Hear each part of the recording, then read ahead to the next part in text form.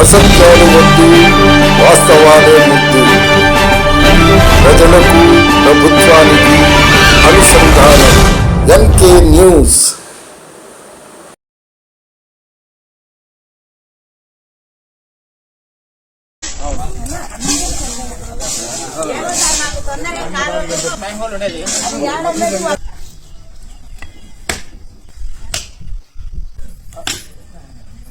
అందరికీ నమస్కారాలు.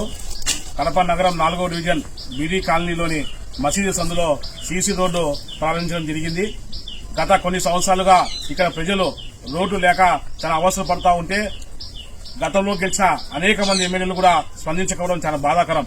ఈ రోజు కూటమి ప్రభుత్వం, తెలుగుదేశం ప్రభుత్వం ఆధ్వర్యంలో కడప నగరంలోని మాదిరెడ్డి మేడం గారు, తర్వాత జిల్లా అధ్యక్షుడు శ్రీనివాసరెడ్డి గారి ఆధ్వర్యంలో ఈ రోజు ఇక్కడ ప్రజలు పడుతున్న ఇబ్బందులు గుర్తించి వారికి అన్ని రకాలుగా సౌకర్యాలు కల్పించాలని చెప్పి మొదటిగా సీసీ రోడ్డు ఏర్పాటు చేసి ఈరోజు ఎమ్మెల్యే గారు మమ్మల్ని ఎల్లి డివిజన్ లోనే నాయకులందరూ ఎల్లి టెంకాయలు కొట్టి మీరు ప్రారంభించి అక్కడ రోడ్లు సరిగా వేస్తున్నారు లేదా క్వాలిటీగా రోడ్లు పేరని చూసి మీరందరూ ప్రజలకు సర్వీస్ చేయాలని చెప్పి పంపించడం జరిగింది.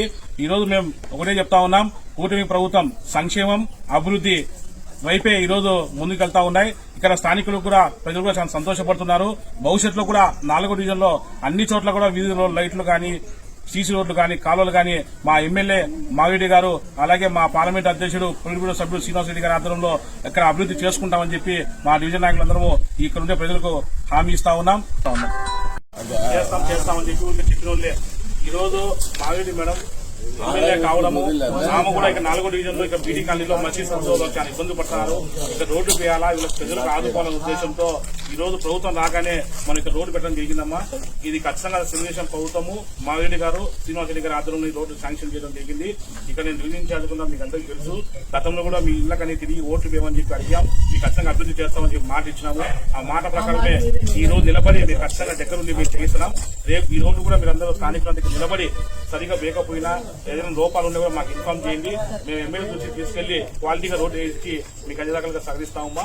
భవిష్యత్తులో కూడా మీకు ఏదైనా కానీ పింఛన్లు కానీ, రేషన్ కార్డులు కానీ, తర్వాత ఇంటి సవాలు కానీ ఏ విషయం ఉండి కూడా మా దృష్టికి తీసుకోండి. మేము మా సాయాశక్తుల మేడం గారి దృష్టికి తీసుకెళ్లి, వాసన గారి దృష్టికి తీసుకెళ్లి మేము మీకు అన్ని రకాలుగా అందుబాటులో ఉంటామని తెలియజేస్తాం.